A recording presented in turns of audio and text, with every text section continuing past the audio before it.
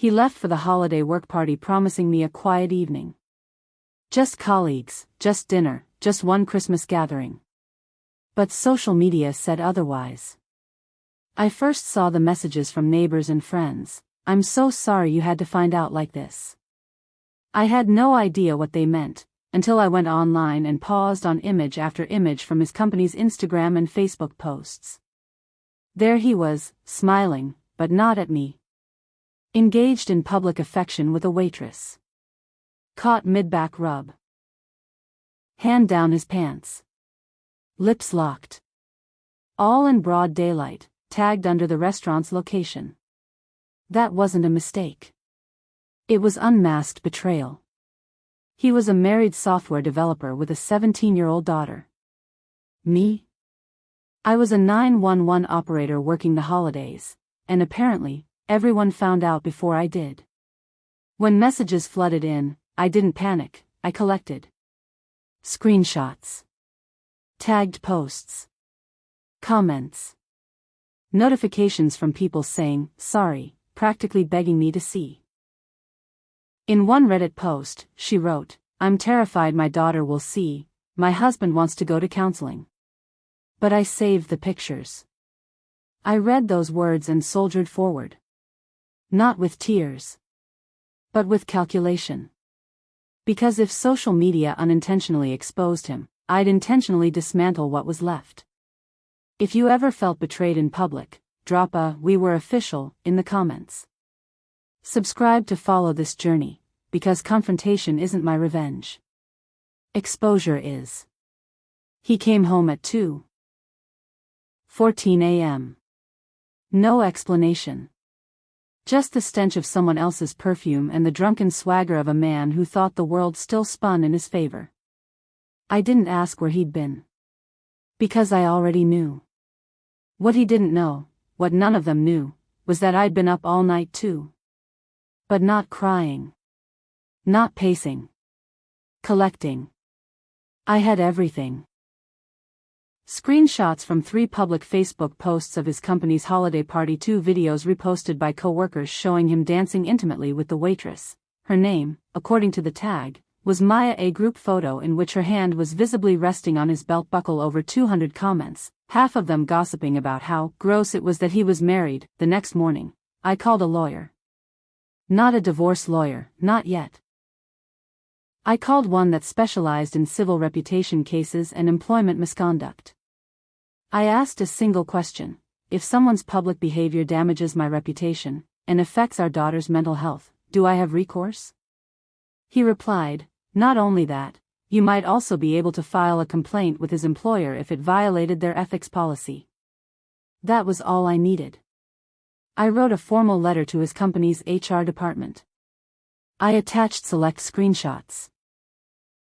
Not of the most scandalous content, but the ones that clearly violated company codes: alcohol consumption during a work event, physical intimacy with someone allegedly contracted through the catering vendor, public conduct that brought disrepute to the organization. I didn't sign it anonymously. I signed it as Mrs. Cassandra Grant, wife of Gregory Grant, software project lead since 2011. 2 days later, they suspended him pending review. By the end of the week, he was released from his position by mutual agreement. The public reason? Behavioral conflict during corporate event. And Maya? She was let go by the event's staff vendor, her name now flagged in the system. I never thought I'd be the type of woman who gives interviews about betrayal. But when the HR fallout hit, and Greg's sudden departure made the company newsletter, the story didn't stop there.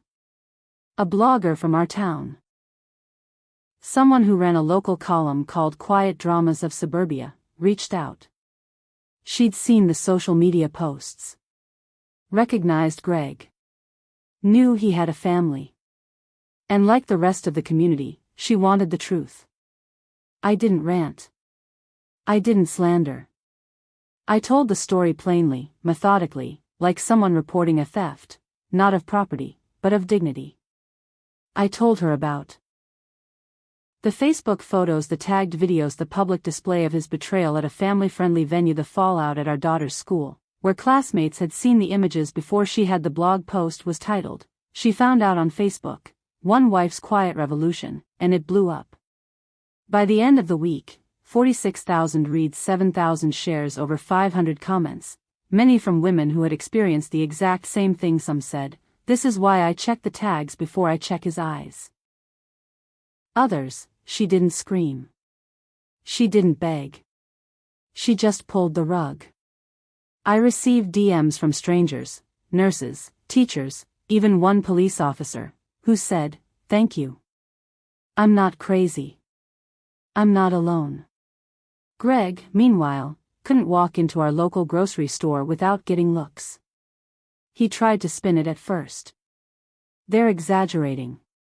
Those photos were out of context. It was a joke. A prank. A setup."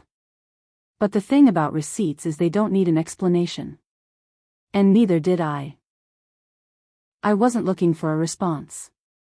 Honestly, after the blog exploded and Greg's career turned to ash, I thought the fallout was contained. Controlled. Until I got a DM. It came from an account I didn't recognize, simple name, no profile picture, but it said, "Hi. You don't know me, but I'm Maya's fiancé." My heart stopped. Not because I was afraid, no, I was ready. But because it confirmed what I'd suspected since the beginning, Maya wasn't just a fling. She was a liar too. I clicked into the message. "I wanted to thank you for not naming her. I've seen the photos. And the video. And the comments on that blog post. She told me it was harmless. That nothing happened. Until your screenshots came out. Until your blog interview confirmed the timeline. We were supposed to get married next month. Venue booked. My parents spent money they didn't have. But now? She's back with her mother. The ring is with FedEx. And I'm sleeping at my brother's place." Then came the final line. The one that made me pause. "If there's anything you ever need, any proof, any messages, anything from her end, I'll send it. You weren't the only one lied to." I didn't respond right away. Not because I didn't appreciate it, but because, for the first time in this entire mess, I felt a moment of peace. He hadn't raged at me. He hadn't denied. He simply acknowledged what happened, and held Maya accountable without theatrics. Later that night, I forwarded his message to Greg. No caption. No commentary. Just those final lines, bolded for clarity: "You weren't the only one lied to." And for the first time, Greg didn't reply. He just went quiet. I titled the episode, "The Algorithm of Infidelity." It was supposed to be a one-off. A raw, unscripted telling of what it felt like to discover betrayal in pixels. To be outed through a shared photo.